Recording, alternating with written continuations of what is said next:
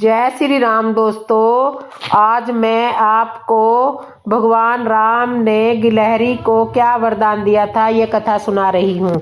जब माता सीता का हरण होने के बाद भगवान राम को लंका तक पहुंचने के लिए उनकी वानर सेना को लंका से जोड़ने के लिए समुद्र के ऊपर पुल बनाने के काम में लग जाती है।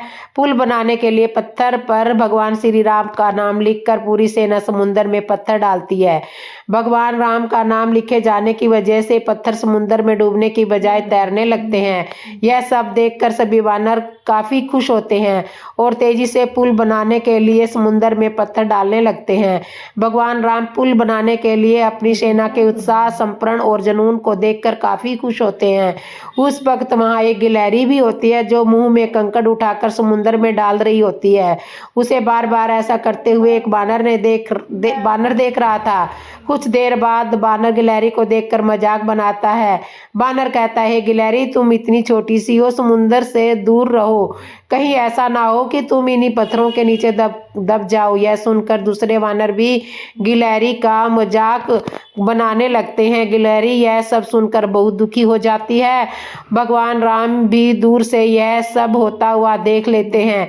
गिलहरी की नजर जैसे ही भगवान राम पर पड़ी, भगवान राम ने गिलहरी को देखा तो वह रोते रोते भगवान राम के समीप पहुंच जाती है और परेशान गिलहरी भगवान राम से सभी वानरों की शिकायत करती है। भगवान राम खड़े होते हैं और वानर सेना को दिखाते हैं कि गिलहरी ने जिन कंकड़ों और छोटे पत्थरों को फेंका था वो कैसे बड़े पत्थरों को एक दूसरे के से जोड़ने का काम कर रहा है। भगवान राम कहते हैं, अगर गिलहरी इन छोटे छोटे कंकड़ों को नहीं लाती तो तुम्हारे द्वारा फेंके हुए सारे पत्थर इधर उधर बिखरते रहते। ये गिलहरी के द्वारा फेंके गए पत्थर ही हैं जो इन्हें आपस में जोड़े हुए हैं। पुल बनाने के लिए गिलहरी का योगदान भी वानर सेना से सदस्यों जैसा ही अमूल्य है। तो इस तरह से भगवान राम ने गिलहरी की बहुत प्रशंसा की। इतना सब कहकर भगवान राम बड़े ही प्यार से गिलहरी को अपने हाथों से उठाते हैं और फिर गिलहरी के कार्य की सराहना करते हुए भगवान राम उसकी पीठ पर बड़े ही प्यार से हाथ फेरने लगते हैं। भगवान राम के हाथ फेरते ही गिलहरी के छोटे से शरीर पर उनकी उंगलियों के निशान बन जाते हैं। तब से ही माना जाता है कि गिलहरियों के शरीर पर मौजूद सफेद धारियां कुछ और नहीं बल्कि भगवान राम की उंगलियों के निशान के रूप में वे मौजूद उनका आशीर्वाद है। तो इस तरह से भगवान राम ने गिलहरी को यही वरदान दिया।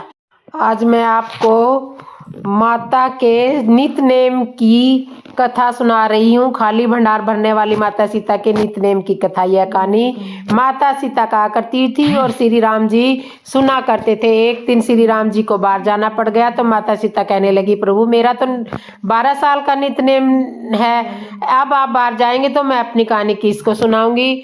तो भगवान श्री राम माता सीता से कहते हैं कि आप कुएं की पाल पर जाकर बैठ जाना और वहां पर कोई स्त्री आएगी, उसको अपनी कथा सुना देना। तो इस तरह से जब माता सीता वहां पे जाके बैठ जाती है और जब पनिहारी पानी लेने के लिए आई तो वो कहने लगी कि तुम मेरी कहानी सुन लो।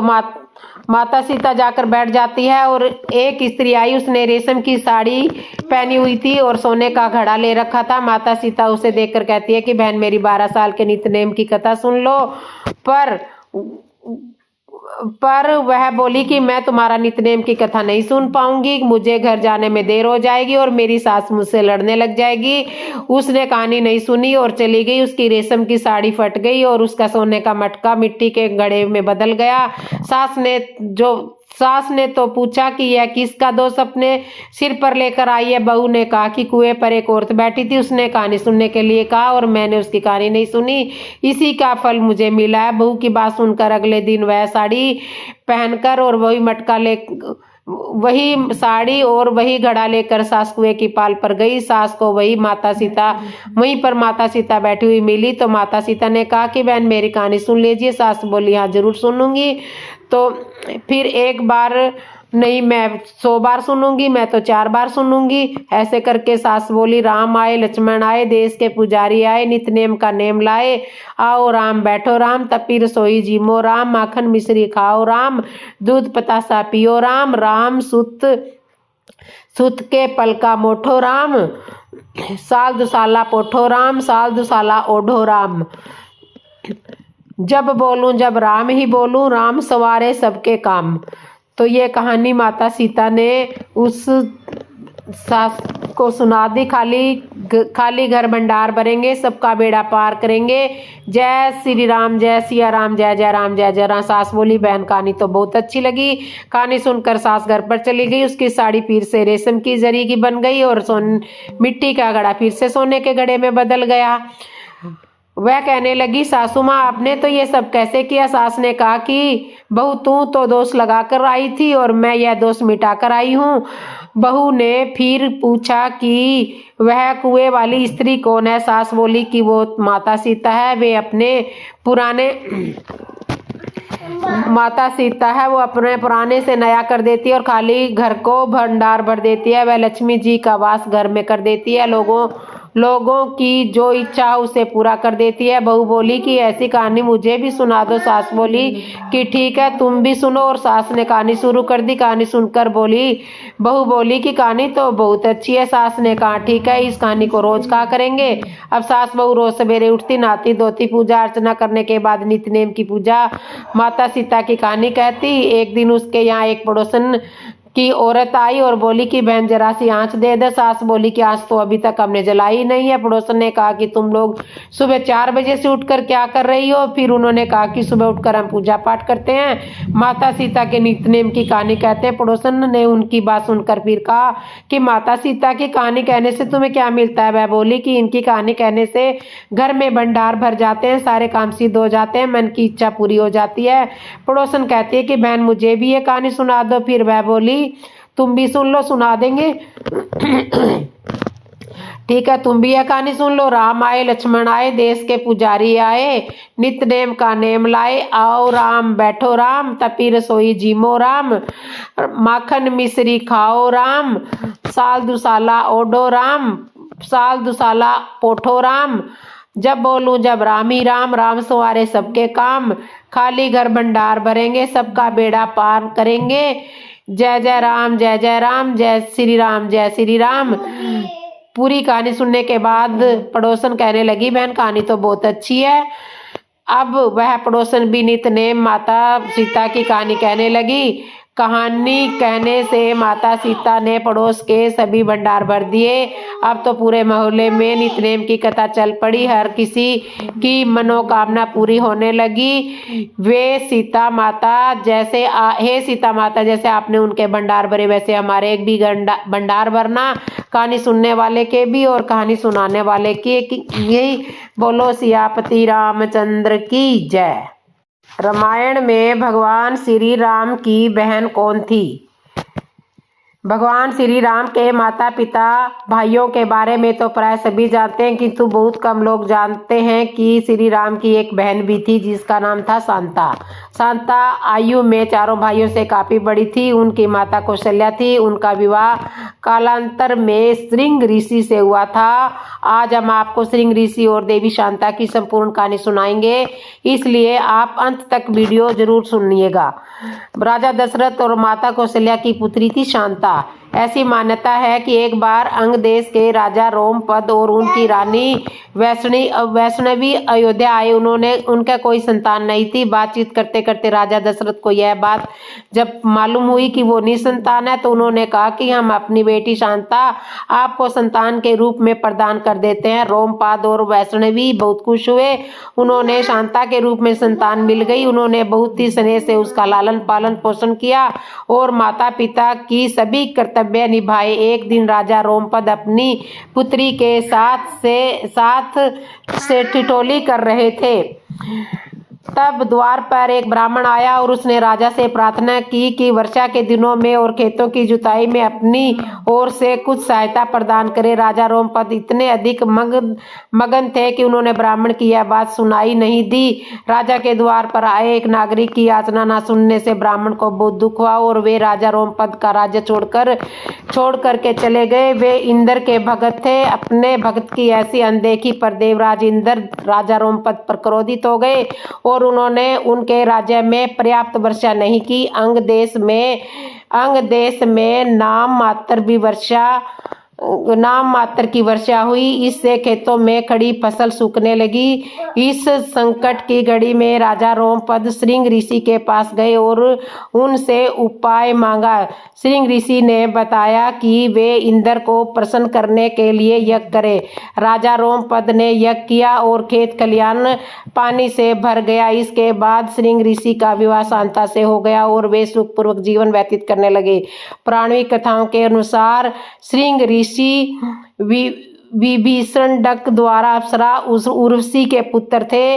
विभीषणडक ने इतना कठोर तप किया कि देवतागण भयभीत हो गए और उनके तप को भंग करने के लिए उर्वशी को भेजा। उर्वशी उन्हें मोहित करने में सफल रही, जिनके फलस्वरूप भृंग ऋषि की पत्नी हुई। श्रृंग ऋषि के माथे पर एक सिंह था, इसलिए उसका नाम श्रृंग ऋषि पड़ गया। कहा जाता है कि जब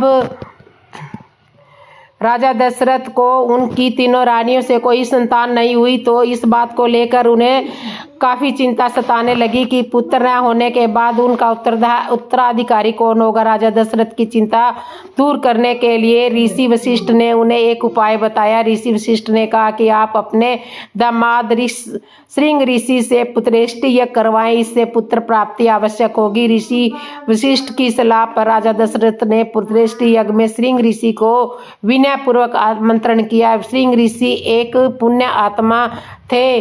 जहाँ वो पांव रखते थे वहाँ पर यश होता था। जिस स्थान पर उन्होंने यज्ञ करवाए वह अयोध्या से लगभग 29 किलोमीटर पूर्व में था और जहाँ आज भी उनका आश्रम है।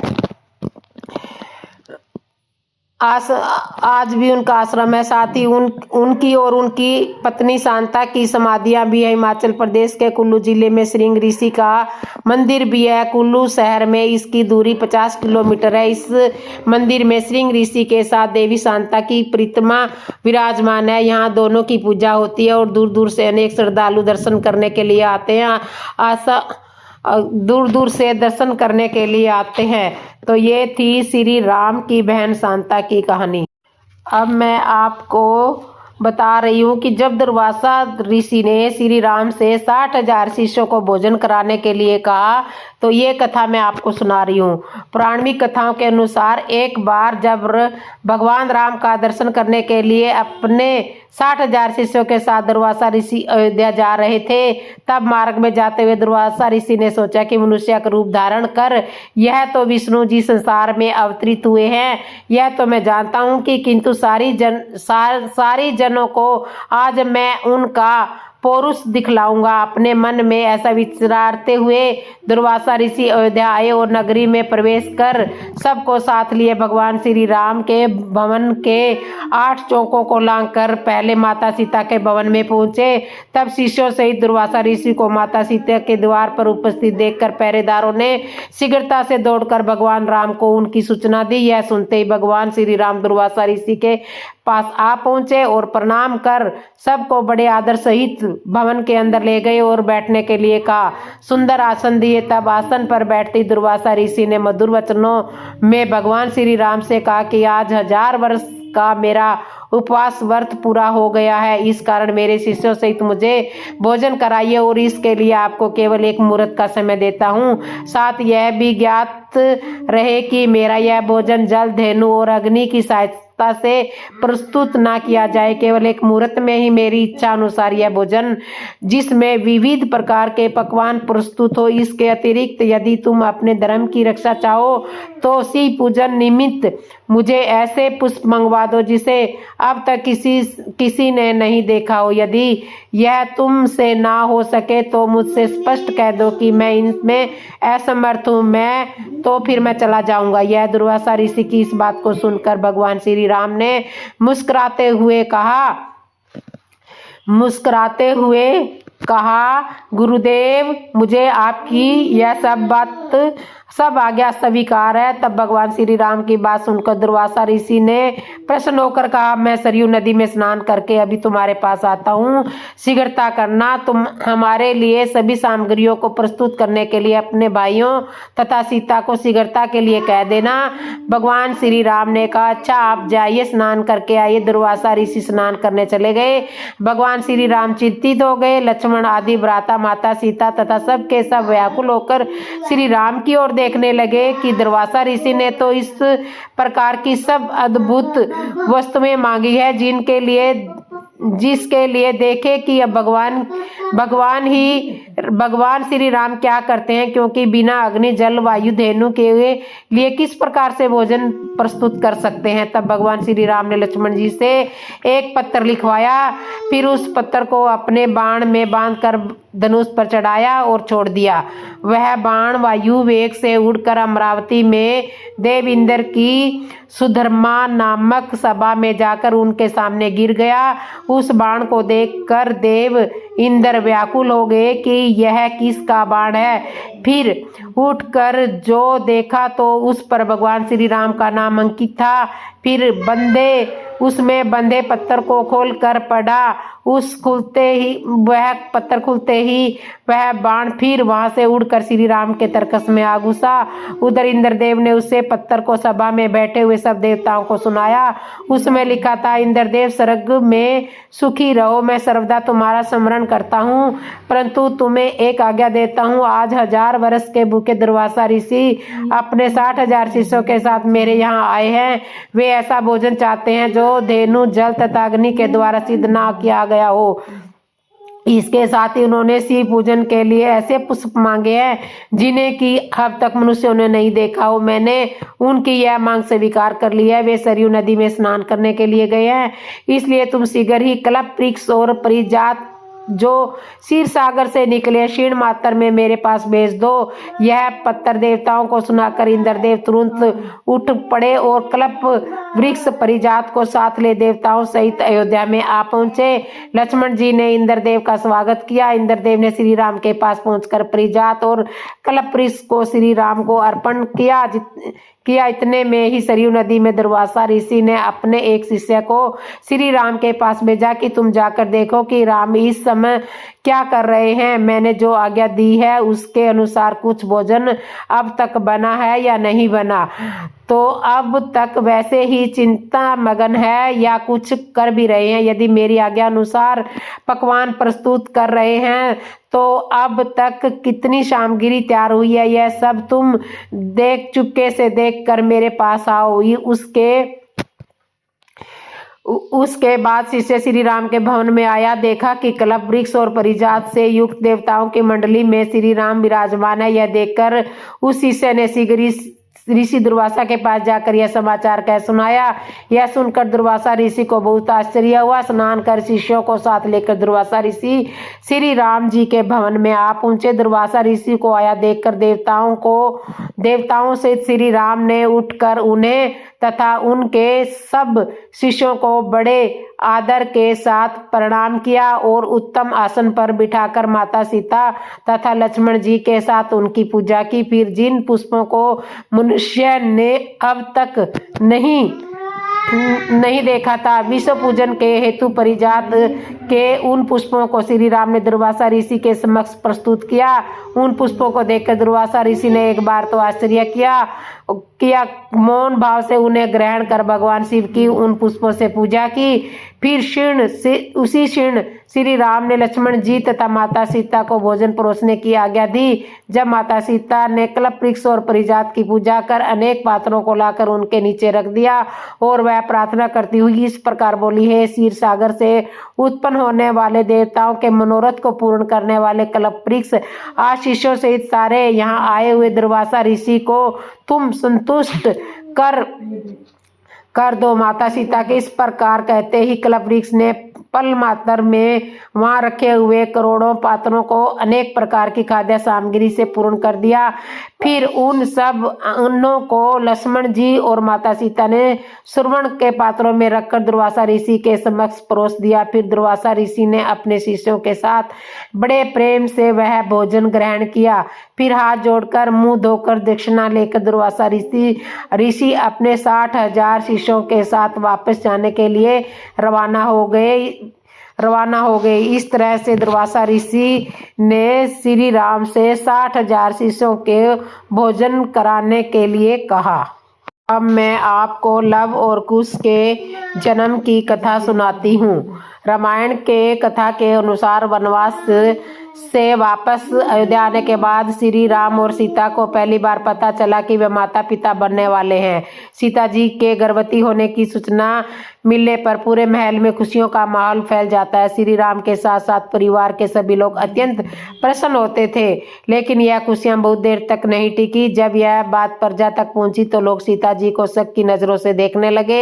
जल्दी ही यह बात सबको पता चल गई कि सीता जी ने अपने पति से दूर लंका में रहकर आई है, और यह सब जानते हुए भी श्री राम ने उन्हें अपना लिया। लंबे समय तक रावण की लंका में रहने के बावजूद भी सीता जी अयोध्या के महल के सभी सुख भोग रही है। यह बात वहां की स्त्रियों को चुभने लगी। अयोध्या की सभी पत्नियां राम का उदाहरण देकर अपने पति का विरोध करने लगी।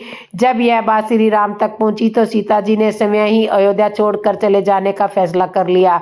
लक्ष्मण उन्हें जंगल तक छोड़कर आए, जहां महर्षि वाल्मीकि उन्हें आकर ले गए। इस समय सीता जी गर्भवती थी। यह ऐसा समय था जब उन्हें श्री राम जी की सबसे अधिक आवश्यकता थी, लेकिन प्रजा का सुख देखते हुए उन्होंने महर्षि वाल्मीकि के आश्रम में एक आम सन्यासिनी की तरह रहने का निर्णय ले लिया।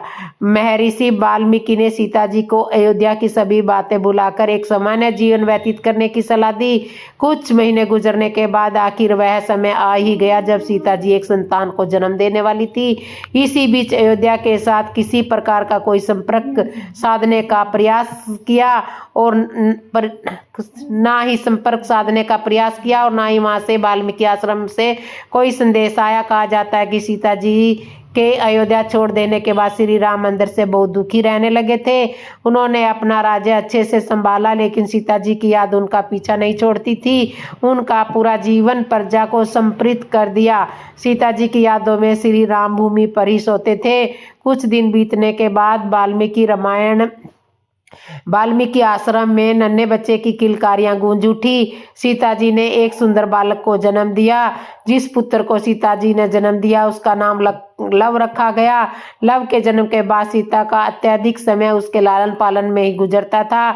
एक दिन सीता माता कुछ आवश्यक लकड़ियां लाने के लिए आश्रम के पास इस जंगल में जा रही थी, लेकिन उन्हें यह चिंता थी कि वह लव को कैसे साथ लेकर जाए। निकलते हुए उन्होंने वाल्मीकि जी से लव का ध्यान रखने के लिए कहा। सिर हिलाते हुए जवाब में हाँ कर दिया। वाल्मीकि जी ने लव को उनके पास रखने को कह दिया, लेकिन जैसे ही सीता जी कुछ आगे बढ़ी तो उन्होंने देखा कि वाल्मीकि जी अपने कार्य में इतने व्यस्त हैं कि लव की ओर उन्होंने देख भी नहीं रहे हैं। सीता जी ने लव को साथ ही ले जाने का निर्णय कर लिया, लेकिन जब उन्होंने लव को उठाया तब महर्षि वाल्मीकि ने यह दृश्य नहीं देखा था।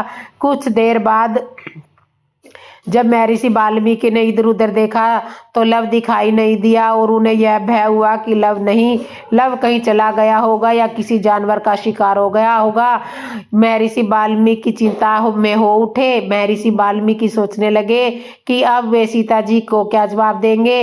इसी डर के कारण वाल्मीकि जी ने पास में पड़े घास को लिया और घास जिसे कुस्सा कहते हैं, उसको लिया और कुछ मंत्र पढ़ने के बाद एक नया लव बना दिया। वह लव हूबहू पहले जैसे लव की तरह ही था। उन्होंने सोचा कि सीता जी के वापस लौटने पर वे उन्हें यही लव को सौंप देंगे और कुछ नहीं बताएंगे। कुछ समय के बाद जब सीता जी आश्रम में लौटी तो उन्हें देखकर महर्षि वाल्मीकि चकित रह गए। उनके पास लव को पहले से ही देखकर वे हैरान हो गए और पूछने पर मालूम हुआ कि सीता जी लव को अपने साथ में ही लेकर गई थी। लेकिन नए लव को देखने के बाद सीता जी बहुत प्रसन्न हुई। कुशा से जन्म होने की वजह से उस नन्हे शिशु का नाम कुश रखा गया और वह श्री राम और सीता जी की दूसरी संतान के रूप में जाना गया। इस तरह से लव कुश का जन्म हुआ। अब मैं आपको बता रही हूँ कि राजा जनक ने सीता स्वयंवर में राजा दशरथ को निमंत्रण क्यों नहीं भेजा था। राजा जनक के शासनकाल में एक व्यक्ति का विवाह हुआ था। जब वह पहली बार सज धज करके ससुराल के लिए जा रहा था तो रास्ते में चलते चलते एक जगह उसको दलदल में फंसी हुई एक गाय मिली, जिसमें गाय फंसी हुई थी जो मरने की कगार पर थी। उसने विचार किया कि गाय तो कुछ देर में मरने ही वाली है और कीचड़ में जाने पर मेरे कपड़े और जूते खराब हो जाएंगे। इसलिए उसने गाय के ऊपर पैर रखकर आगे बढ़ गया। जैसे ही वह आगे बढ़ा, गाय ने तुरंत दम तोड़ दिया तथा श्राप दिया कि जिसके लिए तू जा रहा है उसे देख भी नहीं पाएगा, यदि देखेगा तो वह मृत्यु को प्राप्त हो जाएगा। वह व्यक्ति दुविधा में फंस गया और गो श्राप से मुक्त होने का विचार करने लगा। ससुराल पहुंचकर वह दरवाजे के बाहर घर की ओर पीट करके बैठ गया और यह विचार करने लगा कि यदि पत्नी पर नजर पड़ी तो अनर्थ हो जाएगा। परिवार के सभी सदस्यों ने उसको घर के अंदर चलने के लिए काफी कुछ अनुरोध किया, किंतु वह नहीं गया और न ही रास्ते में घटित घटना के बारे में किसी को बताया। उसकी पत्नी को जब पता चला तो उसने कहा कि चलो मैं ही चल करके उसको घर के अंदर लाती हूँ। पत्नी ने जब उससे कहा कि आप मेरे और देख क्यों नहीं रहे, देखो, तब पति ने पूरा वृत्तांत कह सुनाया। पत्नी ने कहा, मैं भी पतिव्रता स्त्री हूँ, ऐसा कैसे हो सकता है, आप मेरी ओर आवश्यक देखें। पत्नी की ओर देखते ही उस आदमी की आंखों की रोशनी चली गई और वह गाय के श्राप के कारण पत्नी को नहीं देख सका। पत्नी ने पति को साथ लेकर राजा जनक के दरबार में गई और सारा वृत्तांत राजा जनक को कह सुनाया। राजा जनक ने राज्य के सभी विद्वानों को सभा में बुलाकर यह समस्या बताई और गो श्राप से मुक्त करने का सही उपाय पूछा। सभी विद्वानों ने आपस में विचार करके एक उपाय सुझाया कि यदि कोई पवित्रता स्त्री छलनी में गंगा जल ला करके इससे जल के छींटे से इस व्यक्ति के दोनों आंखों पर लगाए तो गो श्राप से मुक्ति मिल जाएगी और इसकी आंखों की रोशनी पुनः वापिस आ सकती है। राजा जनक ने पहले अपने महल के अंदर के सभी रानियों सहित सभी स्त्रियों से पूछा तो राजा को सभी के पवित्रता होने में संदेह की सूचना मिली। अब तो राजा जनक चिंतित हो गए। तब उन्होंने आसपास के सभी राजाओं को सूचना भेजी कि उनके राज्य में यदि कोई पवित्रता स्त्री है तो उसे सम्मान सहित राजा जनक के दरबार में भेजा जाए। यह सूचना जब राजा दशरथ नरेश को मिली तो उन्होंने पहले तो अपनी सभी रानियों से पूछा। प्रत्येक रानी का यही उत्तर था कि राजमहल तो क्या, यहाँ राज्य के किसी भी महिला के यहाँ तक कि झाड़ू लगाने वाली जो है उस समय अपने कार्यों के कारण सबसे निम्न श्रेणी की मानी जाती है, उससे भी पूछोगे तो वो भी पतिव्रता ही मिलेगी। राजा दशरथ को उस समय अपने राज्य की महिलाओं पर बड़ा आश्चर्य हुआ और उन्होंने राजा की सबसे निम्न मानी जाने वाली सफाई करने वाली महिला को बुला भेजा और उसके पवित्रता होने के बारे में उस महिला ने स्वीकृति में गर्दन हिला दी। तब राजा ने यह दिखाने के लिए कि अयोध्या का राज्य सबसे उत्तम है, उस महिला को ही राज सम्मान के साथ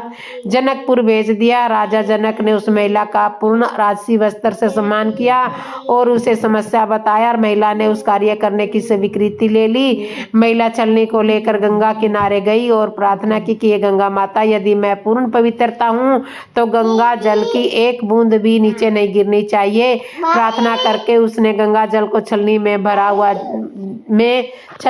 पूरा जल भर लिया। पानी छलनी को पानी से भरी छलनी को लेकर राज दरबार में चली गई। राजा और दरबार में उपस्थित सभी नर नारी यह दृश्य देखकर आश्चर्यचकित रह गए तथा उस महिला को उस व्यक्ति की आंखों पर छींटा मारने का अनुरोध किया। महिला ने व्यक्ति की आंखों पर छलनी से छींटा किया और व्यक्ति की आंखों की रोशनी पुनः वापिस आ गई। जब उस महिला ने अपने राज्य को वापस जाने की अनुमति मांगी तो राजा जनक ने अनुमति देते हुए जिज्ञासावश उस महिला से पूछा, आपकी जाति के बारे में महिला द्वारा बताए जाने पर राजा आश्चर्यचकित रह गए। सीता स्वयंवर के समय यह विचार किया कि जिस राज्य की सफाई करने वाली इतनी पवित्रता स्त्री हो सकती है, उसका पति कितना शक्तिशाली होगा। यदि राजा दशरथ ने इस प्रकार के किसी व्यक्ति को स्वयंवर में भेज दिया तो वह तो धनुष को आसानी से संधान कर सकेगा और कन्या किसी निम्न श्रेणी के व्यक्ति को वर्ण कर लेगी। इस कारण से राजा जनक ने अयोध्या नरेश को सीता स्वयंवर में निमंत्रण नहीं भेजा, किंतु विधाता की लेखनी को कोई नहीं मिटा सकता। अयोध्या के राजकुमार वन में विचरण करते हुए अपने गुरु के साथ जनकपुर पहुंच ही गए और धनुष तोड़कर श्री राम ने सीता को वर्ण कर ही लिया। तो दोस्तों, ये थी राजा जनक ने सीता स्वयंवर में राजा दशरथ को निमंत्रण न देने की कथा। सीता हरण की कथा। रावण ने माता सीता का हरण क्यों किया? रामायण काल में यदि हम सबसे बड़ी घटना की बात करें तो वह भगवान राम और रावण के बीच हुआ युद्ध, और उस युद्ध का कारण था माता सीता का रावण के द्वारा हर कर ले जाना। त्रेता युग में राजा दशरथ के यहाँ भगवान विष्णु के 7वें अवतार श्री राम जी का जन्म हुआ था। श्री राम और माता सीता के विवाह के कुछ दिन बाद राजा दशरथ ने उन्हें राजा बनाने की घोषणा कर चुके थे। राज्याभिषेक से ठीक पहले कैकेयी ने राजा दशरथ से अपने 2 बार मांग लिए थे, श्री राम को 14 वर्ष का वनवास और भरत को राज्य। इसके बाद श्री राम माता सीता और लक्ष्मण के साथ वनवास को गए थे। वनवास 14 वर्ष का था। इसमें से करीब 12 वर्ष उन्होंने चित्रकूट में ही निवास किए, लेकिन बाद में चित्रकूट से पंचवटी पहुंचे। पंचवटी से माता सीता का हरण हो गया। इसके बाद माता सीता की खोज और रावण का वध हुआ था। इन सब में करीब 2 वर्ष का समय लगा था। एक दिन शूर्पणखा नामक एक राक्षसी पंचवटी में जा पहुंची और तभी उसकी नजर भगवान श्री राम पर पड़ी। भगवान श्री राम पर वो मोहित हो गई। शूर्पणखा ने अपना रूप बदला और एक सुंदर युवती बन गई और श्री राम के पास अपने विवाह का प्रस्ताव लेकर चली गई। श्री राम ने उस राक्षसी को कहा कि वे विवाहित है और सीता जी को दिखाते हुए उन्होंने बताया कि वे उनकी पत्नी है। उसके बाद शूर्पणखा ने विवाह का प्रस्ताव लेकर लक्ष्मण जी के पास गई और लक्ष्मण जी ने भी मना कर दिया। तब शूर्पणखा को गुस्सा आ गया और उसने माता सीता पर आक्रमण कर दिया। यह देखकर लक्ष्मण जी को गुस्सा आ गया और उसने शूर्पणखा की नाक कान काट दी। नाक कान कटते ही वह अपने असली रूप में आ गई और चिल्लाते हुए अपने भाई खैर और दूषण के पास जा पहुंची। उसने अपने भाइयों को श्री राम और लक्ष्मण के बारे में बताया और उसने अपने अपमान का बदला लेने को कहा। बहन द्वारा बताई गई बातें सुनकर दोनों भाई आग बबूला हो गए और वो श्री राम और लक्ष्मण जी से अपनी बहन का बदला लेने पंचवटी जा पहुंचे। खैर और दूषण भी श्री राम और लक्ष्मण के हाथों मारे गए। शूर्पणखा के भाइयों की मृत्यु के बाद अब वो और भी ज्यादा अपमानित महसूस करने लगी थी। अब वो राक्षसों के राजा लंकापति रावण के पास रोती चिलकती हुई जा पहुंची। उसने रावण को अपने भाइयों की मृत्यु और सीता जी की सुंदरता के बारे में बताते हुए रावण को श्री राम और लक्ष्मण से युद्ध करने के लिए उकसाया। रावण तुरंत ही पंचवटी में जा पहुंचा और माता सीता के रूप को देखकर रावण के मन में कुटिल विचार आ गया। साथ ही श्री राम और लक्ष्मण की शक्तियों को आंकने के बाद उसको यह महसूस हो गया कि उसके रहते वो सीता जी का कुछ भी नहीं बिगाड़ सकता। रावण अब यह सोचने लगा कि सीता का हरण कैसे करना है। रावण अपने बनाए गए रणनीति में सफल होने के लिए राक्षस मारीच के पास जा पहुंचा। रावण जानता था कि मारीच ने तप द्वारा कुछ ऐसी शक्तियां प्राप्त कर ली है जिससे वह मनचाह रूप आसानी से धारण कर सकता है। रावण की बात सुनने के बाद मारीच का मन तो उसके साथ शामिल होने का नहीं था, परंतु वह उस काम को करने के लिए मान गया। उसने सोचा कि रावण के हाथों से मरने से अच्छा है कि भगवान श्री राम के हाथों से ही मृत्यु मिले। खुश मन से मारीच रावण के साथ पंचवटी की ओर चल पड़ा। रास्ते में रावण ने मारीच को बोला कि तुम श्रवण मृग का रूप धारण कर पंचवटी के राम के कुटिया के आसपास तब तक घूमना जब तक कि सीता की नजर तुम पर ना पड़ जाए। पंचवटी पहुंचकर मारीच ने वैसा ही किया जैसे उसको करने के लिए कहा गया था। तब सीता जी की नजरें उस श्रवण मृग पर पड़ी तो उन्होंने उसको हासिल करने की इच्छा जाहिर की, श्री राम को बताई। श्री राम जी ने अपनी पत्नी का इच्छा का मान रखते हुए अपने भाई लक्ष्मण को सीता जी का ध्यान रखने का आदेश देकर अपने धनुष लिए उस मृग के पीछे जंगल की ओर चल पड़े। काफी समय बीतने के बाद जब श्री राम जंगल से नहीं लौटे तो माता सीता को चिंता होने लगी और उन्होंने लक्ष्मण जी को जंगल में जाने के लिए कहा। उधर मारीच ने श्रवण मृग के रूप में श्री राम को बहुत देर तक घुमाया। अंत में जब श्री राम को लगा कि वो उस मृग को पकड़ सकते हैं, वह उन्होंने उस पर बाण चला दिया। फिर मृग की मृत्यु अब उससे बहुत ज्यादा दूर नहीं थी और इस वजह से वो मरते मरते श्री राम की आवाज में चिल्लाया, हे सीते, हे लक्ष्मण। सीता जी ने जैसे ही श्री राम की आवाज सुनी उसका मन और भयभीत हो गया और वो लक्ष्मण जी को गुस्से में जंगल जाने के लिए बोली। लक्ष्मण जी को विश्वास था कि श्री राम को कुछ नहीं होगा, परंतु सीता जी के कहने पर वो श्री राम को देखने के लिए जंगल में जाने के लिए राजी हो गए। परंतु जाने से पहले उन्होंने कुटिया के चारों ओर रेखा खींची, जिसको लक्ष्मण रेखा कहा जाता है। जंगल की ओर जाते समय लक्ष्मण जी ने माता सीता से बोले, चाहे कितनी भी बड़ी आपदा क्यों ना आ जाए, आप इस रेखा के अंदर ही रहे जब तक वो श्री राम के साथ जंगल से वापस ना आ जाए। इतनी देर से रावण उस वक्त के इंतजार में बैठा था कि कब सीता जी अकेली हो। मौका मिलते ही उसने तुरंत एक भिक्षुक का वेश बनाया और भिक्षा मांगने के बहाने कुटिया के बाहर जा खड़ा हुआ। आवाज सुनकर सीता जी भिक्षा देने के लिए बाहर आई और भिक्षा देने के लिए उन्होंने लक्ष्मण द्वारा बनाया हुआ लक्ष्मण रेखा को पार कर लिया। रावण यह देखकर बहुत ही खुश हुआ और वो उसको अपने असली रूप में आकर सीता जी को खींचते हुए पुष्पक विमान की ओर ले जाने लगा।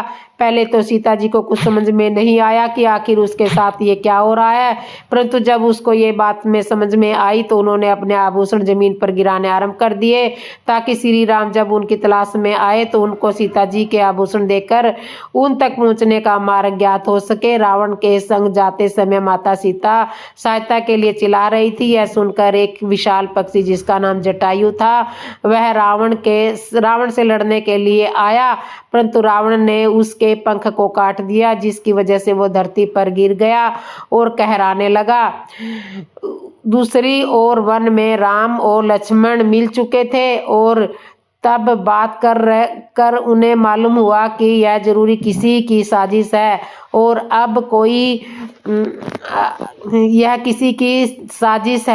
और अब कोई अनहोनी ना हो गई हो। तब श्री राम और लक्ष्मण जी भागते हुए कुटिया पर पहुंचे तो माता सीता को ना पाकर उनको बहुत कुछ समझ में आ गया। श्री राम और लक्ष्मण जी माता सीता की खोज में निकल पड़े। रास्ते में उनको माता सीता के द्वारा गिराए गए आभूषण मिले, जिसे देखकर उनको ज्ञात हुआ कि उनका अपहरण हो गया है। थोड़ी दूर आगे जाने के बाद उनकी मुलाकात जटायु से हुई और उसने श्री राम और लक्ष्मण को सारी बातें बताई। इससे श्री राम और लक्ष्मण जी को रावण के बारे में पता चला कि रावण माता सीता को लंका लेकर गया है। तो इस तरह से माता सीता का रावण ने हरण किया था। रामलला की मूर्ति का रंग काला क्यों है? रामलला अपने भव्य महल में विराजमान होकर दिव्य दर्शन दे रहे हैं। आज अयोध्या में रामलला को देखकर करोड़ों लोगों की आंखें या तो नम होगी या फिर हर कोई खुशी से झूम रहा है। और हो भी क्यों न हो, 5000 का इंतजार आखिरकार खत्म हो गया और करोड़ों राम भक्तों का सपना 22 जनवरी 2024 को पूरा हो चुका है। इसके बाद 22 जनवरी की तारीख इतिहास के पन्नों में भी दर्ज हो गई है। राम मंदिर के पट खुलने के बाद कई लाख भक्तों ने रामलला के दर्शन का पूजन किया। राम मंदिर में भगवान राम बालक के रूप में विराजमान है। 5 वर्ष के बालक के तौर पर रामलला की प्रतिमा बनाई गई है। कमल दल पर भगवान राम विराजमान है, जबकि प्रतिमा के सबसे ऊपर वास्तविक और आभा मंडल भी बनाया गया है। बाल रूप में ही क्यों बनाई गई है मूर्ति? मान्यताओं के अनुसार जन्मभूमि में बाल स्वरूप की उपासना होती है, इसी वजह से भगवान राम की मूर्ति बाल रूप की बनाई गई है। प्राण प्रतिष्ठा क्यों है जरूरी? प्राण प्रतिष्ठा प्रक्रिया का अर्थ है कि मूर्ति में प्राण डालना। बिना प्राण प्रतिष्ठा के मूर्ति पूजन पूरा नहीं माना जाता। मूर्ति में प्राण डालने के लिए मंत्र उच्चारण के साथ देवों का आह्वान होता है, इसलिए जिस भी प्रतिमा की पूजा होती है उसकी प्राण प्रतिष्ठा करना बेहद जरूरी होता है। अब सवाल ये उठता है कि आखिर रामलला की मूर्ति काले रंग की क्यों बनाई गई है? तो चलिए जानते हैं। रामलला की मूर्ति को काले पत्थर से बनाया गया है। बोलने में यह काला पत्थर है, परंतु इसका रंग श्याम है। इसे कृष्ण शिला और श्याम शिला भी कहा जाता है। मूर्ति एक ही पत्थर की बनी है, इसमें किसी भी प्रकार का जोड़ नहीं है।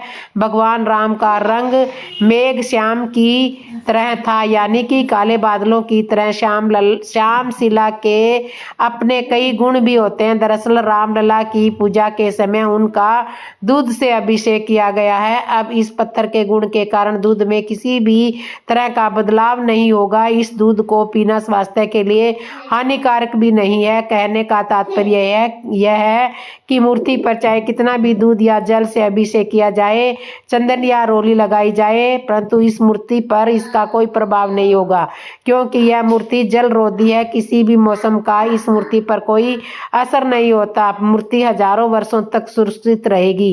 इसके अलावा वाल्मीकि रामायण में भगवान राम के जिस रूप के बारे में बताया गया है, उसमें उन्हें श्याम वर्णी, बेहद सुंदर, कोमल और आकर्षण बताया गया है, इसलिए रामलला की मूर्ति का रंग श्यामल रखा गया है। रामलला की मूर्ति कृष्ण शिला पत्थर से बनाई गई है, जो काले रंग की है। यह विशेष पत्थर कर्नाटका के मसूर जिले के जयापुरा होबली में स्थित उज्जैन गोडानपुरा में रामदास की भूमि से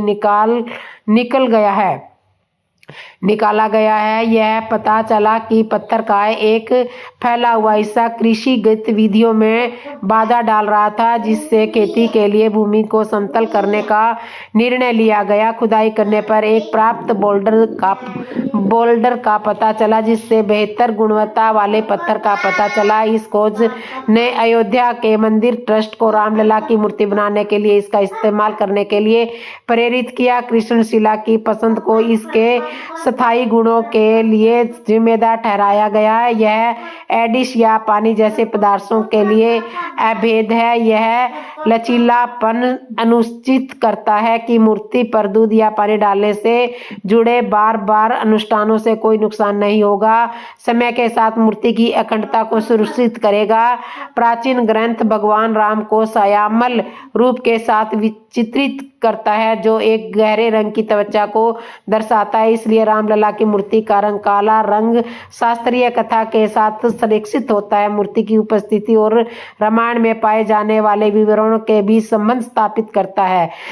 कमल दल पर खड़े रूप में बनाई गई मूर्ति किसी 5 वर्षीय बालक की मनमोहक छवि लिए हुए है। बाएं हाथ में धनुष और दाएं हाथ में बाण है। साथ ही इस हाथ की मुद्रा आशीर्वाद की है। मूर्ति की ऊंचाई 51 इंच की, चौड़ाई 3 फीट और वजन 200 किलोग्राम का है। घुंघराले बाल हैं और मस्तक पर सूर्य के साथ वैष्णव तिलक है।